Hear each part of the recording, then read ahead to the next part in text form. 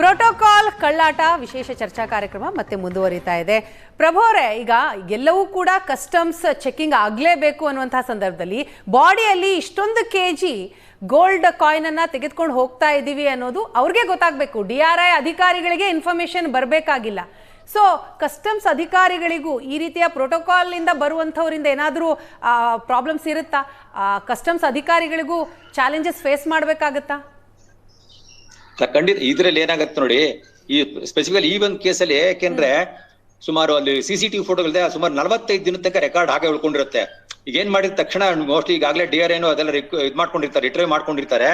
ಅದ್ರಲ್ಲಿ ಅವ್ರ ಬಂದ ಡೇಟ್ ಯಾವ್ಯಾವ ಬಂದ, ಆ ಡೇಟ್ ಅಲ್ಲಿ ಯಾರಿದ್ರು, ಯಾವ ಶಿಫ್ಟ್ ಅಲ್ಲಿ ಬಂದ್ರು ಅದ್ ನೋಡ್ಕೊಂಡು ಅಲ್ಲಿ ಯಾವ ರೀತಿ ಇದು ಇವ್ರು ಮಿಸ್ ಮಾಡ್ಕೊಂಡ್ ಬಂದಿದ್ದಾರೆ ಅದೆಲ್ಲ ನೋಡಿ ಗೊತ್ತಾಗಿರುತ್ತೆ.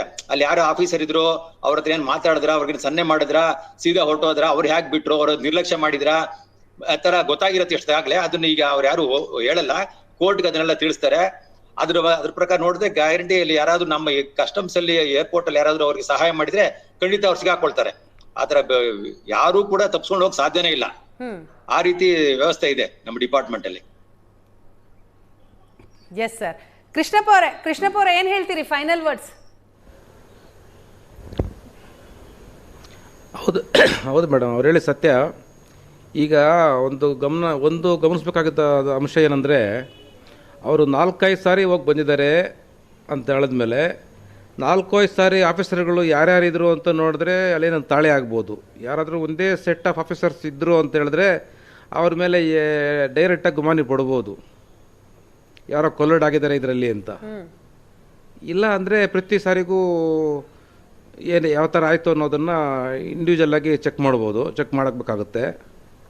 ಬಟ್ ಯಾರಾದರೂ ಕಾಮನ್ ಆಫೀಸರ್ಸ್ ಇದ್ದರು 4 ಟೈಮಲ್ಲಿ ಅಂತ ಹೇಳಿದ್ರೆ ಅಲ್ಲಿ ಗಮನ ಹರಿಸ್ಬೇಕು ಸ್ವಲ್ಪ ವಿಶೇಷವಾಗಿ, ಯಾರೋ ಇದ್ದಾರೆ ಇದ್ರ ಹಿಂದೆ ಅಂತ. ಸರ್, ಈಗ ದುಬೈನಿಂದ ಚಿನ್ನವನ್ನ ಬೇರೆ ದೇಶಕ್ಕೆ ತೆಗೆದುಕೊಂಡು ಹೋಗ್ತಾ ಇದ್ದೀವಿ ಅಂತ ಹೇಳಿ ತೆಗೆದುಕೊಂಡು ಬರಬಹುದಾ?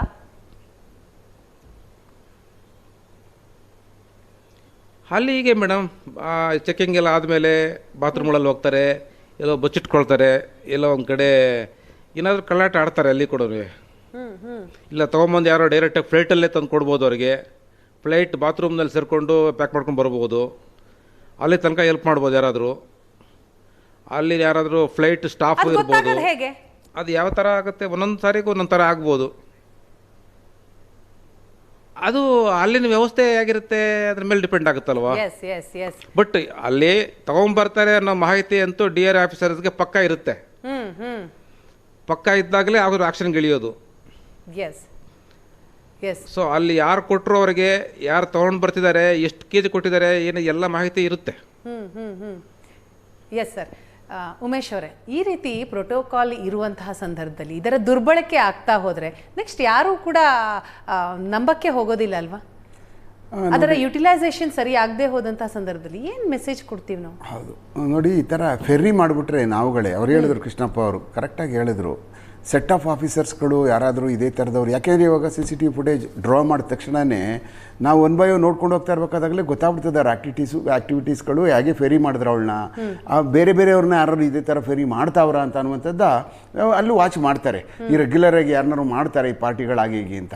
ಅಂಥದ್ರಲ್ಲಿ ಇದು ಸ್ಪೆಸಿಫಿಕ್ ಇನ್ಫಾರ್ಮೇಷನ್ ಇದ್ದಂಥ ಸಮಯದಲ್ಲಿ ಪ್ರತಿ ಸೆಟ್ ಆಫ್ ಪೀಪಲ್ ಈಗ ಓದೊಂದು 8 ಸಾರಿ 10 ಸಾರಿನೋ ಎಷ್ಟು ಸಾರಿ ಹೋಗಿರುವಂಥ ಸಮಯದಲ್ಲಿ ಅವ್ರವ್ರುಗಳೇ ಅವ್ರು ಇರುವಂಥ ಸಮಯದಲ್ಲೇ ಮ್ಯಾನೇಜ್ ಮಾಡ್ಕೊಂಡು ಬಂದವ್ರೆ ಅಂದರೆ that is also a correct.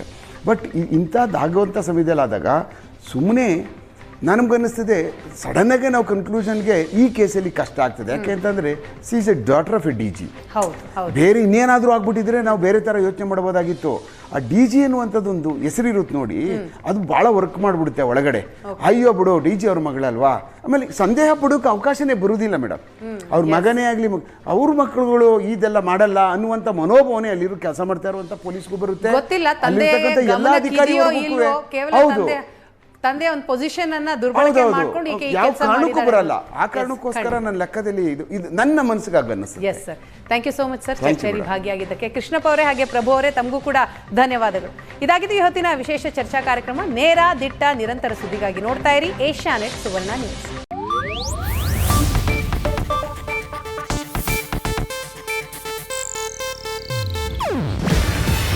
ಇದು ಏಷ್ಯಾನೆಟ್ ನ್ಯೂಸ್ ನೆಟ್ವರ್ಕ್ ಪ್ರಸ್ತುತಿ. ನೀವು ನೋಡ್ತಿದ್ದೀರಾ ಏಷ್ಯಾ ನೆಟ್ ಸುವರ್ಣ ನ್ಯೂಸ್.